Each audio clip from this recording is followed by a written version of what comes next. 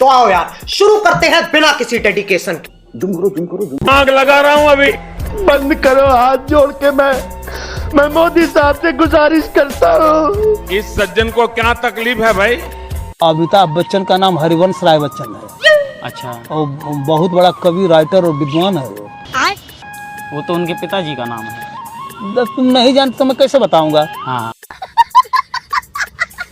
जैसे मेरे पिताजी का कोई नाम नहीं, वैसे उसका भी पिताजी का कोई नाम नहीं है। और अभी तो रुको, वही हैं। अरे अमिताभ बच्चन का बाप मैं खुद ही हूँ, दूसरा कोई नहीं है। जो लोग ये पॉडकास्ट देख रहे हैं उनका सवाल ये होगा कि आप नरेंद्र मोदी से बदला लेने के चक्कर में देश का नुकसान तो नहीं हो जाएगा कहीं? क्योंकि देखिए मैं आपकी बात कहता हूं, फायदा हो। पिछले 1 साल 2 साल से सुन रहे हैं कि नरेंद्र मोदी अच्छा काम नहीं कर रहा है। दूसरी तरफ IMF है, वर्ल्ड बैंक है, ऐसी एजेंसीज हैं जो कह रही हैं कि भारत बहुत तेजी से बढ़ती इकोनॉमी है। अरे आप दुनिया में इकोनॉमी, हमारे अखबार पढ़कर बोल रहे हैं, मैं यही रोक रहा हूँ आपको। IMF ने कोई ऐसा कुछ नहीं कहा है। सर सबकी प्रिडिक्शंस तो आ रही है इंडिया 7% से अरे ऊपर तो अपने पेपर में पढ़ते हो ना, हमारे पेपर आज कोई इंडिपेंडेंट। आप मुझे IMF और वर्ल्ड बैंक की वेबसाइट से निकाल के दिखाइए। तो IMF और वेबसाइट फिर इन पत्रकारों पर केस क्यों नहीं कर रहा कि मेरी वो छोटे लोग हैं, इनका क्या ऊपर क्या कर रहे हैं? अच्छा जिंदाबाद मोदी, जिंदाबाद। मोदी जी नहीं चाहिए आपको? नहीं जी, पसंद नहीं है मोदी। और इसको ले जाओ, हाँ। इसको ले जाओ दूर हिंदुस्तान से। हिंदुस्तान से ही मोदी जी को निकाल दे। निकाल दो। क्यों? बस कह रहे भैया चाय बेचने वाले हैं, मेहनत अरे करके ये आए तो हैं। अब मैं जूती बनाने वाला हूँ, हाँ। जूती गांठने वाला हूँ, तो क्या मुझे है जो ये रो रो करके वोट मांगने का अधिकार है? हाँ। बिल्कुल अरे मुझे वोट मांगने का अधिकार है क्या? नहीं। तो क्या मैं तो जूती गांठता हूँ, पॉलिश करता हूँ। हाँ। ये चाय बनाता है, वो तो चाय पैसा कहते हैं। चाय में भी तो सारा भ्रष्टाचार है, पानी का पैसा है। दोनों पार्टी देख ली यहाँ पर। 5 साल भाजपा देखी, फिर कांग्रेस देखी, फिर भाजपा देखी। हाँ। तो मतलब ये बताइए कि 5 साल का विकास कैसे गिनवाएंगे? धूल भी नहीं है इसका विकास। गजब बेइज्जती है भाजपा का धूल नहीं है इसका विकास। क्या है इसका विकास? बस आपको जो लेकर के नहीं है, दे रखा है ये काम। ये तो मेरा है अंकल। हाँ तो आपका है तो आप इसे सुरक्षित रखो। हाँ। लेकिन मैं वोट नहीं दूंगा और औरों को भी नहीं देने दूंगा। मुद्दा क्या है आपके दिमाग में सबसे ज्यादा इम्पोर्टेंट? देश में क्या होना चाहिए? Good question. मुद्दा ये है कि हमारी जैसी औरतों को कहां से कहां पहुंचा दिया। क्या? कहां से कहां? अरे कहना क्या चाहते हो? अरे वाह, जमीन से आसमान पे। ये आज मैं शान से चलती हूँ, मुझे किसी का डर नहीं है। ये बड़ी अच्छी बात कही आप भी मुझे छेड़ के देख लो।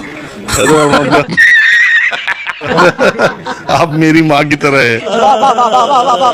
ऐसी बात नहीं है, जो लुटती हैं जो होती हैं वो भी किसी की माँ बहनें ही होती हैं। बात तो सही है। मैं तो कह रही हूँ, कोई भी करके देख ले, आजकल नारी शक्ति बहुत आ गई है।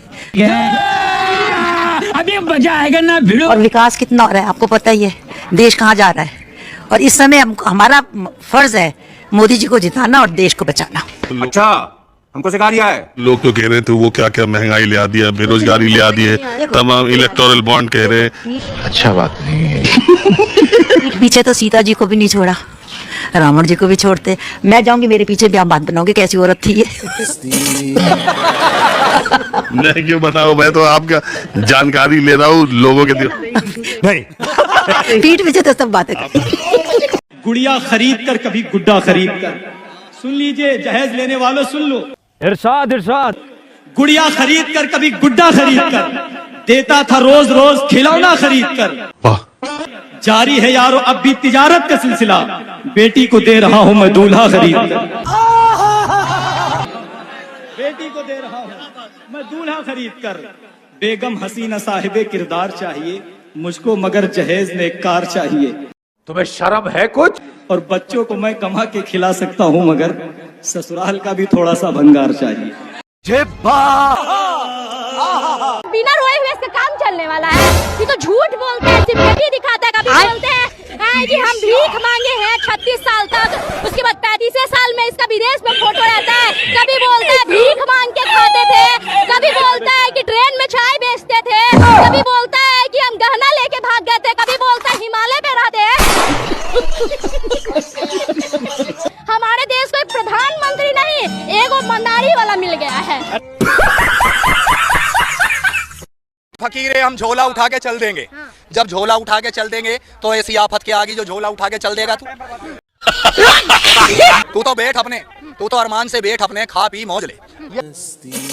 प्रधानमंत्री या वहाँ भाषण में जाके और ये कह दे कि भाई मैं सबका देखभाल करूंगा, सबकी बात रखूंगा, तो देखो बेटे वो बात तो बिल्कुल सही है, वो सबको अच्छी लगेगी। अब ये बात अच्छी नहीं लगती कि वो फेंक देना, जुमला वो फेंकना और फिर निकल जाना।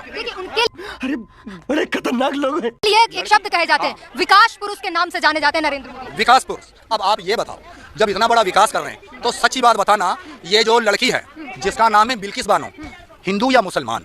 दो मजहब है, हिंदू और मुसलमान। किसी ने ये कहा है कि मजहब जुदा जुदा है, सिला सबका एक है। मजहब जुदा जुदा है, सिला सबका एक है, हिंदू है या मुसलमान, मगर मालिक सबका एक है।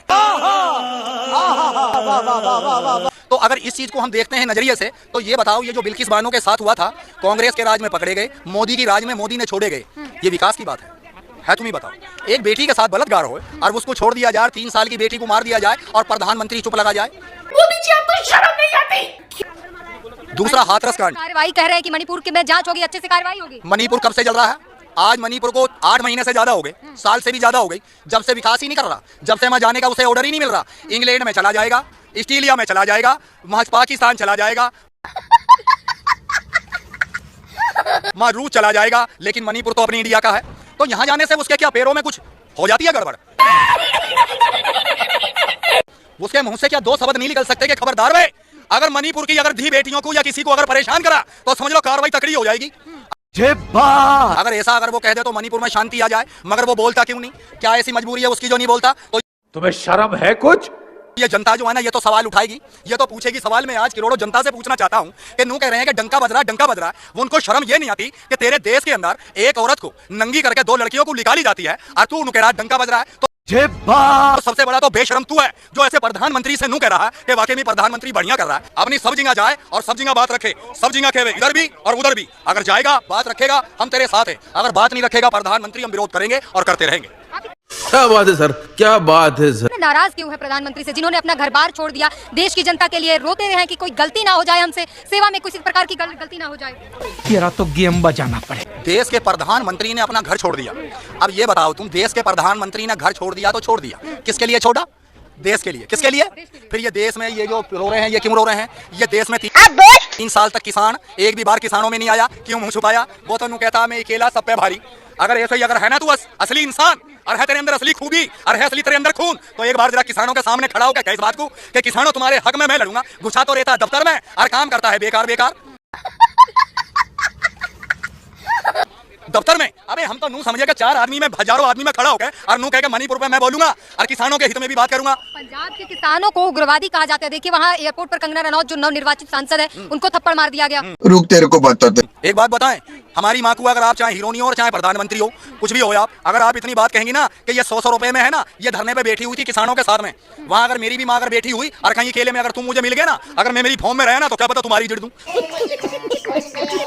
वर्दी तो उतरेगी मगर जिड़ दूंगा खींच के। मेरी माँ के बारे में उग्रवादी हो गए हैं पंजाब वाले। वो सरकारी जो वो पुलिस थी ना, वो सरकारी महकमे की वो सही थी, इंसाफ पे लड़ी। वर्दी गई तो जाने दे, वर्दी का मलाल नहीं, मलाल इस बात का है कि देश को बचाना है। हाँ भाई, कैसी लगी? ये देश बचेगा तो समझ ले कि ये सरकारें बचेंगी, और जब ये देश ही नहीं बचेगा तो ये सरकार क्या करेगी? फिर यहाँ सरकार विदेश में जाकर डंका बजाएगी। कंगना रनावत तो ये कहती कि राहुल गांधी तो कुछ भी बोल देते हैं, कभी भी ना समझ है कुछ भी बोल देते। तो एक काम करिए ना, राहुल गांधी को अगर आप ना समझ बता रही हैं तो अपने समझदार प्रधानमंत्री की लाल किले पर बहस करा दीजिए राहुल गांधी के साथ। क्यों हिला डाला ना? एक और अपने समझदार प्रधानमंत्री को बिठा दीजिए ना, और लाइव डिबेट करवा दीजिए। पूरे देश को समझ में आ जाएगा कि कौन समझदार है और कौन ना समझ है। कंगना रनावत कह रही पहले मैं समझदार नहीं थी, लेकिन अब मैं बहुत समझदार हूँ। हाँ, 2014 के बाद उन्होंने स्कूल में एडमिशन लिया है ना। 2014 के बाद ही इन्वेंशन हुआ है जो स्कूलों का। इससे पहले ना स्कूल थे ना अस्पताल थे, कुछ भी नहीं था इस देश में। अबे साले, आपको नहीं लगता है राहुल गांधी ने विदेश में विवादित बयान दिए कुछ?